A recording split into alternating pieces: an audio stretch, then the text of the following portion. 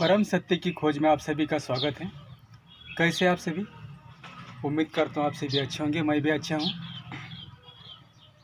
साथियों, आज दिनांक 25 अक्टूबर 2023 है। आज बुधवार है आज का। तो मैं आज ऐसे दिव्य अद्भुत रहस्य के बारे में आप सभी को जानकारी देना चाहता हूँ इस वीडियो के माध्यम से। इस प्रकृति का अद्भुत रहस्य, प्रकृति की माया बहुत निराली है साथियों। इस माया को जानना बहुत ही निहायत ज़रूरी है। जैसे कि इस प्रकृति के माया के अंदर ये समस्त ब्रह्मांड, जीव जंतु, प्राणी मात्र आते हैं। ग्रह, नक्षत्र, सूर्य, चंद्रमा, ये सब प्रकृति की माया है। सब माया, और इसी माया के अंदर है हमारा नश्वर शरीर।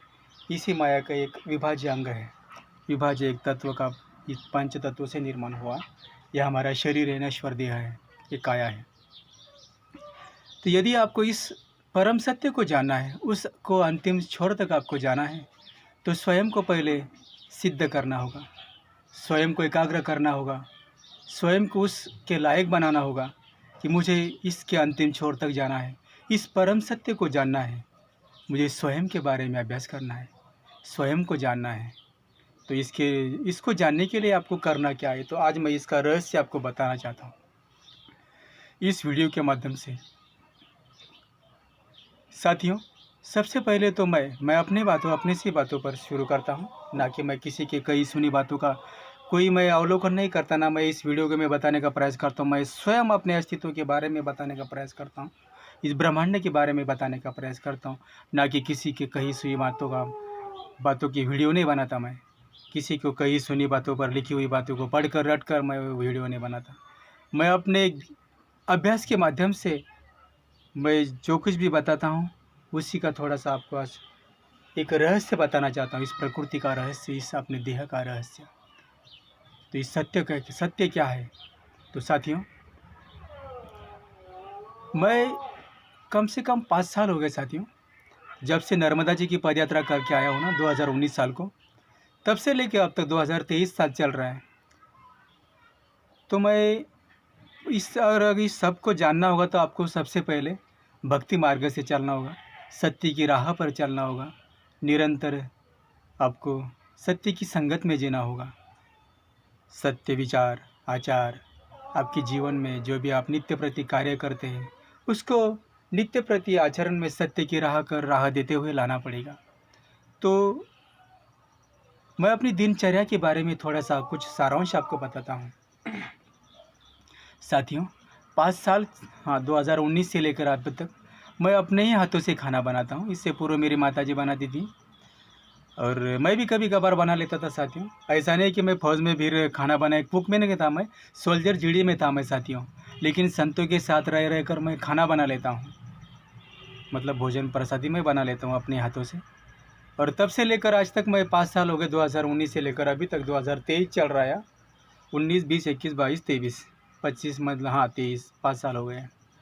तो अपने हाथों से मैं सदाव्रत का पालन करता हूँ साथियों मैं। लेकिन कभी कभार बाहर जाने के बाद फिर बाहर का जो जिस खाने को, जिस भोजन को फिर मैं स्त्रियों के हाथों का भोजन ग्रहण नहीं करता साथियों, क्योंकि पता नहीं मुझे एक प्रेरणा सी मिली है, तो मैं नारी के हाथ का भोजन नहीं ग्रहण करता।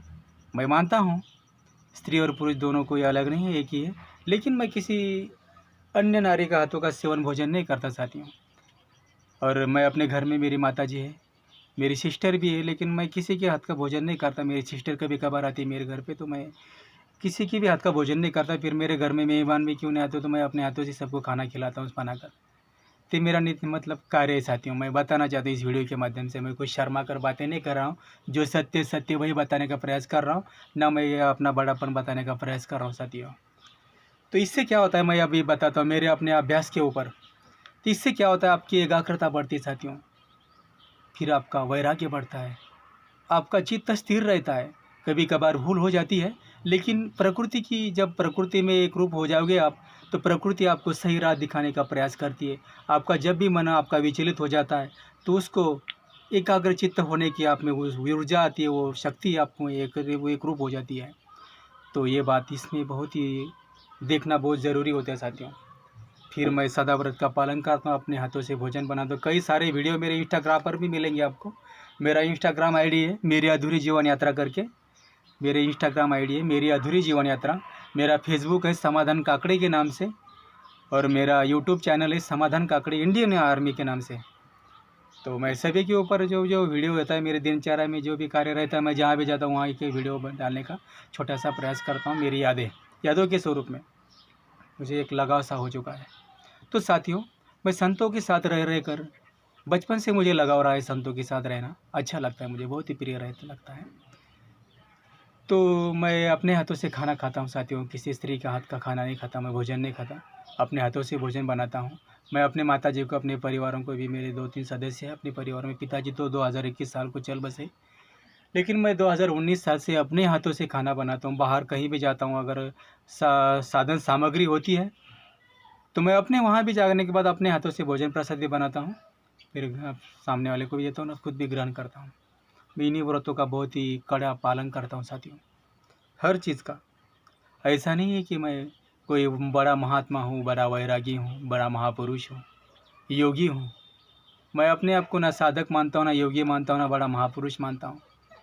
तो एक साधारण सा एक जीव हूँ, एक नश्वर काया से बनाया हुआ एक साधारण सा मनुष्य प्राणी हूँ।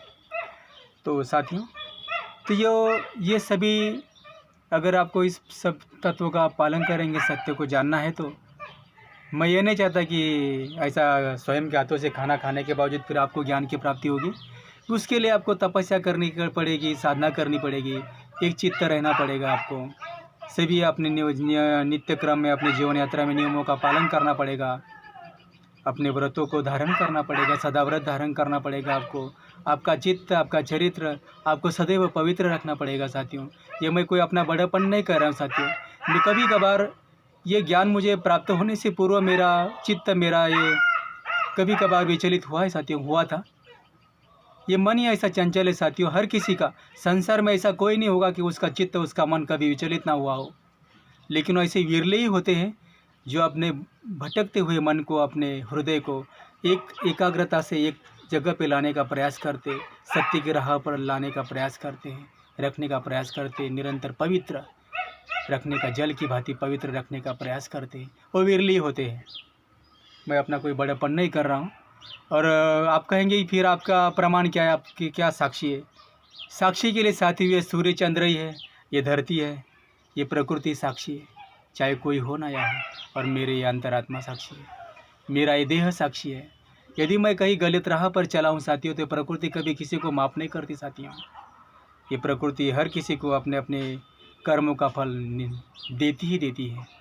तो सत्य की राह पर चलो, सत्य कर्म करते रहो, करुणा की राह पर चलो। मैं इस वीडियो के माध्यम से ही बताने का प्रयास कर रहा हूँ साथियों। और जितना हो सके ज़्यादा से ज़्यादा सदाव्रत का पालन करो साथियों। इससे क्या होगा, फिर आपकी एकाग्रता बढ़ेगी, आपका चित्त स्थिर रहेगा, और निरंतर अच्छे विचार मन में लाओ, ध्यान करो। ध्यान से आपकी एकाग्रता बढ़ेगी, आपका चित्त स्थिर रहेगा साथियों।